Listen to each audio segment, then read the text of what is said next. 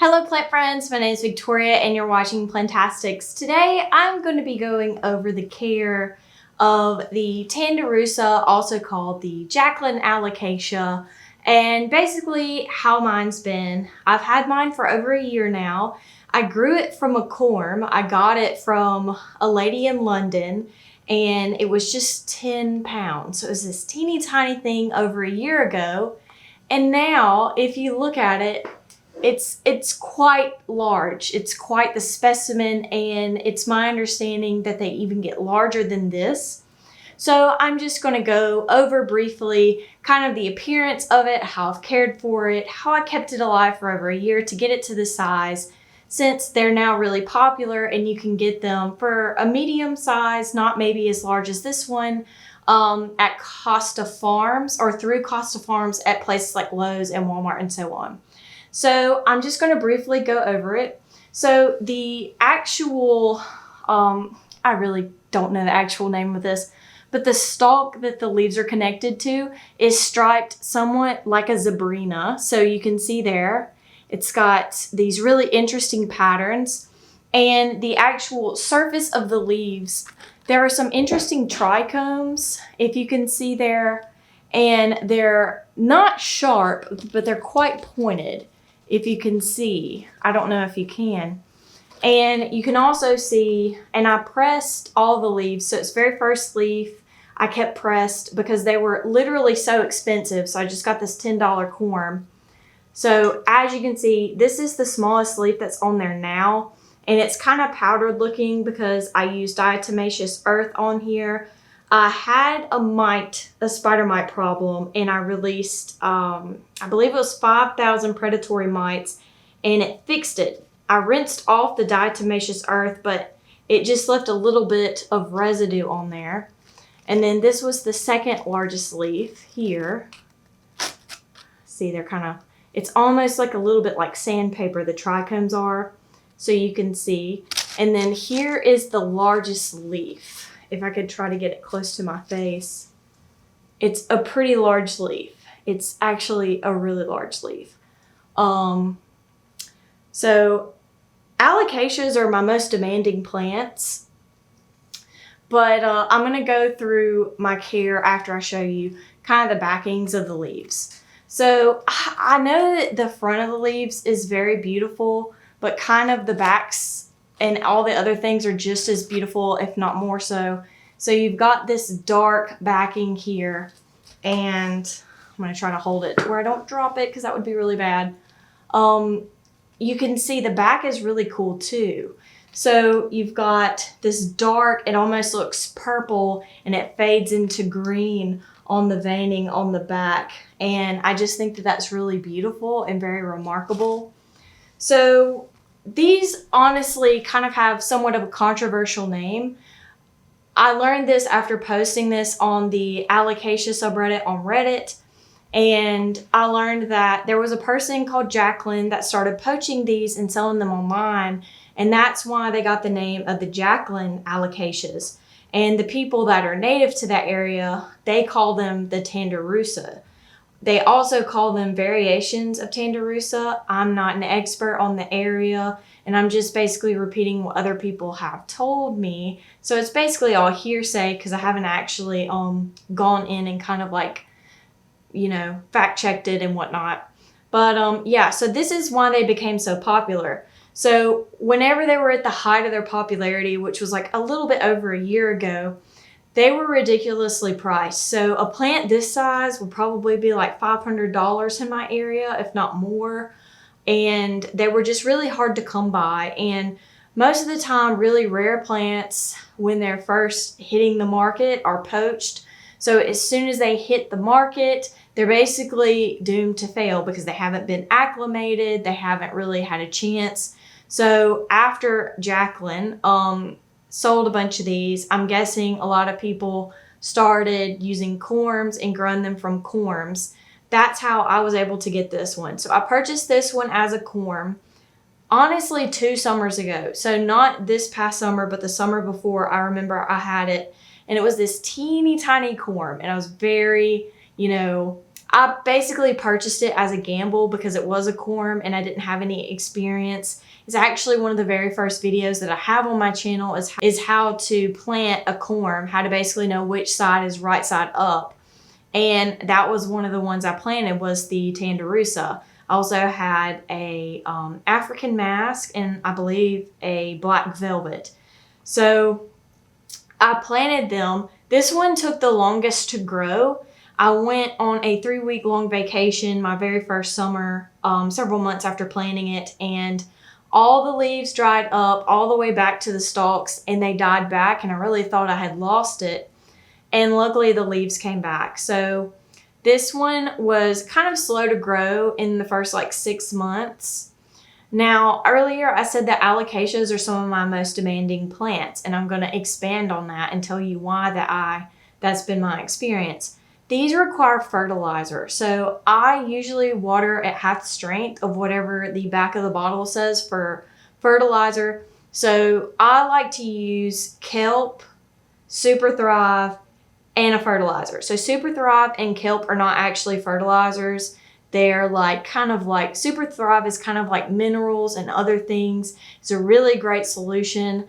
There are other people that sell similar solutions for like 5 times the price. You can get Super Thrive at Lowe's, and then the kelp stuff I purchased online. I'm going to link those. I think it's like Maxicorp or Maxa something, but anyways, I'll have it linked down below, as well as the fertilizer that I use. So I kind of alternate between fertilizers. Right now I like the Schultz fertilizer.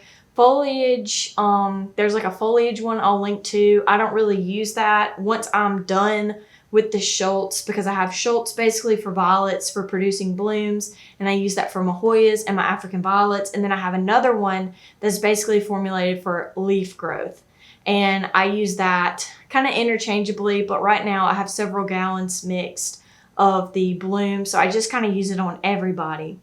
Now, this one is not like my Cupuria in that it has bloomed a lot, which is kind of interesting because all of my alocasias have bloomed multiple times, but this one's never bloomed. So I just said basically my mixture that I use on them. So I don't use that mixture at half strength with these. I use it basically as described on the bottle, so it's not watered down. I also use my Par 38s, which is a bulb that's really large. It's by GE. It's a really great brand, and I really recommend them. It's out of frame right now, but it's got vented sides, and I'll link that down below as well. But alocasias need a lot of food. They need a lot of fertilizer. And by a lot, I basically mean what the back of the label suggests, because if you do over-fertilize, you do run the risk of really harming the plants. But that light, the Par 38, is a really strong light. So they need food to grow consistently. They need to be repotted sometimes every 3 to 6 months, depending on the growth. So I have this one in a pretty nice clear pot. I also am a big advocate of these cover pots. See, this doesn't have drainage, but this obviously does. I've seen lots of people ranting and raving about the porcelain pots not having drainage, but I don't know if they know this, but you can literally just put a nursery pot in there and it fixes your drainage solution. You can bottom water or just water from the top, and all the excess you can kind of just pour out. Basic problem solving, but some people are really against pots without drainage. So here you can kind of see the root system. It's really nice. And I just used the Miracle-Gro potting mix and perlite. I know everybody, and then we've got roots coming out the bottom here. Everybody uses a different mix. It really just depends on how much time you have to dedicate to your plants. Some people that use a really super chunky mix, I applaud you. That's probably great. But in my situation, I water my plants every week to 2 weeks. And if I had a chunky mix, I'd be watering them quite frequently. And I quite frankly don't have time for that. So I just use Miracle-Gro with perlite, and that's really worked well for me. Of course, I don't really care what other people do, plant influencers or whatnot. I just do whatever works for me. So this may not work for you, and that's okay. But that's what I do. And anyway, so they need a lot of light. So they use a Par 38, and they use fertilizer at the strength on the back of the bottle. And they need to be repotted quite frequently, in my experience. Now, this one just put out this new leaf, and you can kind of see when they're about to start another new leaf. So right here, these, you can see they're kind of like hollow. This is where the next leaf is going to come out, right in here. So you can see that this one literally just came out. Now this one likes to produce maybe one leaf a month, and as you can see, it's pretty nice. Now it had other leaves, but they were kind of ugly. So what I do when plants look ugly is I just cut off the dead or the ugly leaf, and the plant always replaces it. So that's something you can do. And if your plant basically has the nutrients it's needing and the light it's needing, it'll just produce new leaves to replace the ones that you cut off. Now, if your plant only has one leaf at a time, that may not be the best idea. You may want to increase your light, and you may want to increase fertilizing and repotting. Now, sometimes you don't have to fertilize a lot. Now, it just really depends on what your goals are with your plants, what your budget's like. But yeah, the brands that I suggested are super affordable. So this is a beautiful alocasia. It's very striking, but I'm just going to warn you, it does get pretty large, okay? And then I've got some other alocasias that I'm going to show you. So you can kind of see the pot size, just to let you know, like this is like probably a 5-inch pot. And then I'm going to show you some of the others. This is my silver dragon. So I purchased this and it really wasn't doing that great. And it keeps having setbacks. But this is the best it's looked in quite a while. It's got this beautiful dark veining. And I fertilized this and give it the same amount of light as the Tandurusa. They're all in the plant corner under the par 38. So this is the silver dragon. It's really popular. It's really great. So just to show you the backs of the leaves have this beautiful, it's like burgundy and silver. So that is the silver dragon. And here we have a baby, and the baby just doesn't have the same amount of coloring. Now this one did live in this large enclosure behind me. This little baby did. It kind of went through some shock. So it's got some yellow tips, but that's really not that big of a deal. Now, sometimes when you freshly water your alocasias, you'll have like almost like a teardrop of water. And that's just the water basically coming out of the leaves. It's not that bad of a thing to see. This is my alocasia scalprum. It's kind of a newer variety, and I purchased it really small, and it has really struggled. So all the baby plants, especially the alocasias that I purchased, they struggle the most. Alocasias and anthuriums seem to have the most setbacks, and that's why I prefer to buy them as baby plants so they get a chance to acclimate.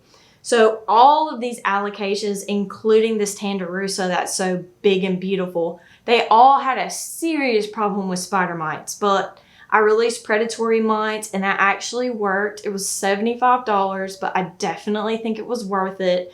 If you consider how much my collection is worth, it was an investment because the sprays weren't doing it. The diatomaceous earth wasn't doing it.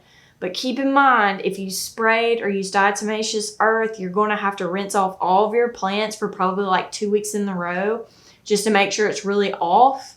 And then add your mites. And before you add your mites, you're going to mist water on there because that's what the instructions said on mine. But just follow the instructions. I don't know if each variety is different. So this is the scalprum, and it has these beautiful dark leaves. They're almost black.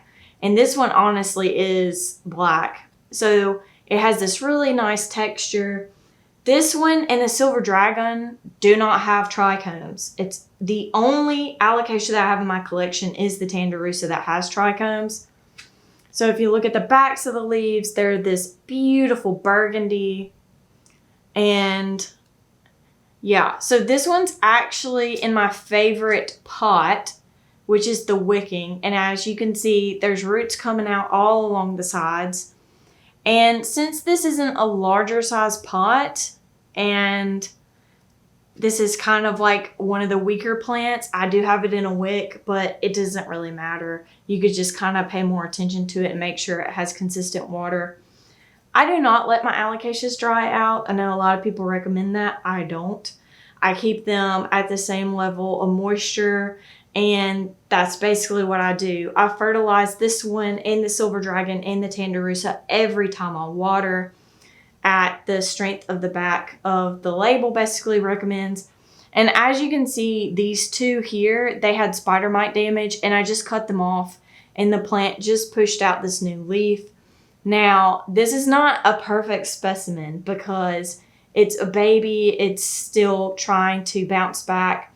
Alocasias, in my experience, have the hardest time bouncing back from spider mites. They suffer and fall victim to spider mites the quickest, and they take the longest to recover from them, honestly. So, yeah. But basically, if you ever have an alocasia and the leaves get really messed up, as long as the bulb is firm, you haven't lost it. It's kind of like calatheas. They are kind of like the phoenix, and they look dead, but they'll come back. So that's just something to think about. Hey, what's your experience with the Tandurusa? This has been my experience. Like I said, it has taken me over a year to get this to the size that it is, probably like a year and a half. And I did have some setbacks, and there were times when I thought that I lost it. But basically, the larger the plant is in your care, if you have it from a baby and you grow it to the mature size like this, and you have some setbacks, it's honestly, I feel like, easier than if you purchase a full-size plant. I would recommend, if you see this at like a Walmart or a Lowe's, to go ahead and get it. It's a beautiful plant. It's a great addition to your collection, but you may not succeed as much as you want if you don't have adequate lighting and you don't repot every 3 to 6 months and you're not fertilizing regularly. But of course, above all, you may not need to repot, especially if you're using an organic or even an inorganic fertilizer with every watering at half strength or the back of the bottle's strength. But yeah, tell me your experience. What's your favorite alocasia? Do you like the scalp roam? Have you seen one before? Just basically share with me what your favorites are, and I'll be seeing you next time. Goodbye.